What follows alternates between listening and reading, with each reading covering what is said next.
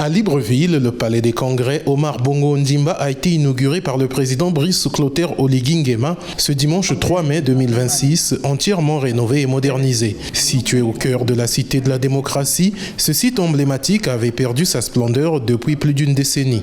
Construit à l'origine pour accueillir le sommet de l'OUA en 1977 et des rencontres internationales majeures, notamment sous l'ère de Omar Bongo Ondimba, le palais avait été laissé à l'abandon après la destruction de ses anciennes infrastructures dans les années 2010. Aujourd'hui, sa renaissance symbolise la vision du président Brice Clotaire Oligui Nguema.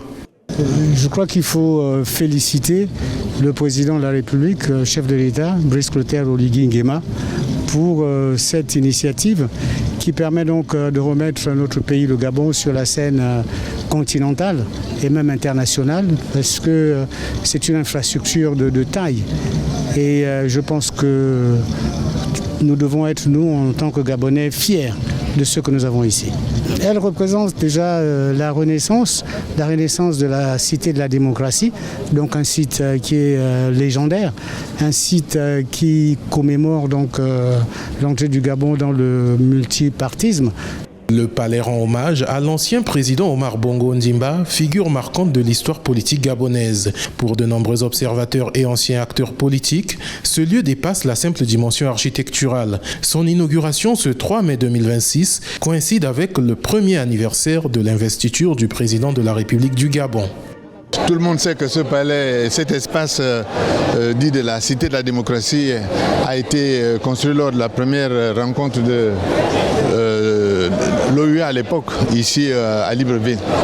Par la suite, les bâtiments ont été détruits à partir de 2010-2012 et on avait l'espoir à ce moment-là de reconstruire quelque chose. Or, ça ne s'est pas fait.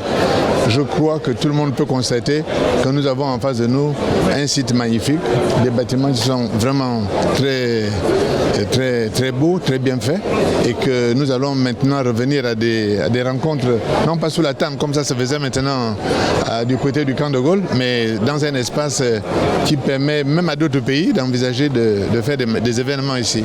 Avec ses infrastructures modernes, ses salles de conférence et ses équipements de dernière génération, le palais de congrès ambitionne désormais d'attirer sommets internationaux, forums économiques et rencontres diplomatiques. Un symbole fort donc entre mémoire et ambition qui marque une nouvelle étape dans la reconstruction institutionnelle et l'ouverture du Gabon au monde.